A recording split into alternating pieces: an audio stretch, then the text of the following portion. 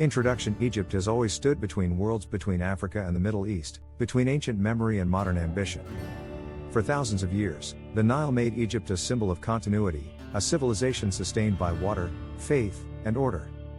But in today's global economy, stability alone is not enough. The question now is not how Egypt remembers its past, but how it reinvents its future. From civilization to nation, few countries carry the weight of history like Egypt.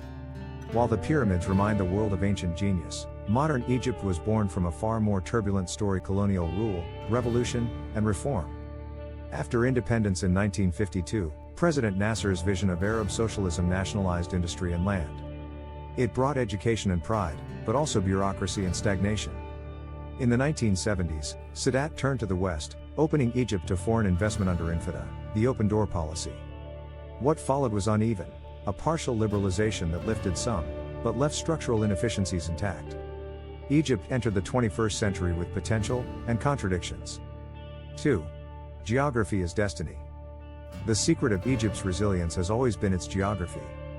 At the crossroads of 3 continents, it controls the Suez Canal, one of the world's most vital trade routes. Each year, roughly 12% of global trade passes through this narrow corridor. The canal earns Egypt billions in transit fees, and positions it as a logistical hub between Europe, Asia, and Africa.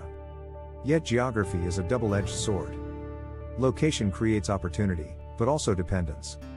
When global trade slows, so does Egypt. When the Red Sea is disrupted, its lifeline trembles. To move beyond this fragility, Egypt must turn geography from destiny into design, from passive advantage to active strategy. 3. The struggle for transformation.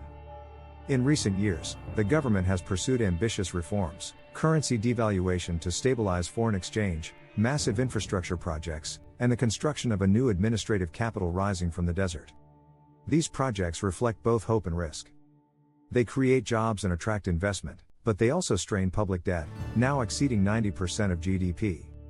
Egypt's population, nearly 110 million, grows by more than 2 million each year.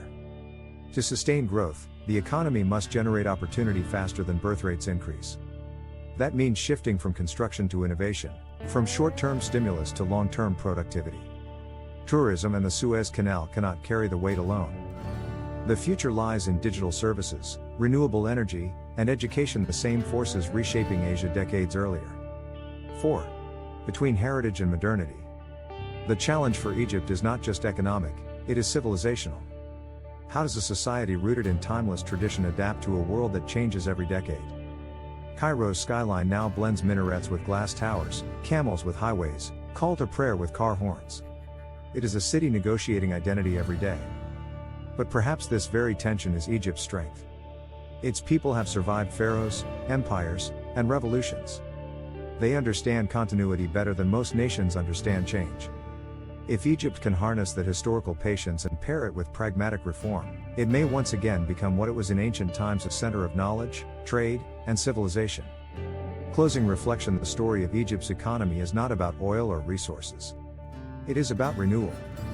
Like the Nile that floods and recedes each year, Egypt's fortunes rise and fall, yet always return.